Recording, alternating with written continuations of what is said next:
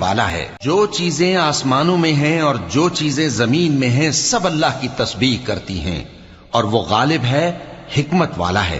وہی تو ہے جس نے کفار اہل کتاب کو پہلی لشکر کشی پر ہی ان کے گھروں سے نکال دیا۔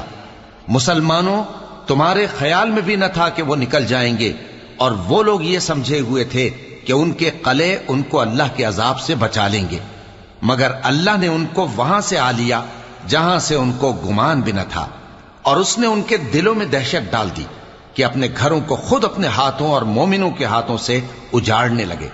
تو اے بصیرت کی آنکھیں رکھنے والو، عبرت حاصل کرو۔ اور اگر اللہ نے ان کے بارے میں جلا وطن کرنا نہ لکھ رکھا ہوتا تو ان کو دنیا میں بھی عذاب دے دیتا، اور آخرت میں تو ان کے لیے آگ کا عذاب تیار ہے ہی۔ یہ اس لیے کہ انہوں نے اللہ اور اس کے رسول صلی اللہ علیہ وآلہ وسلم کی مخالفت کی۔ اور جو شخص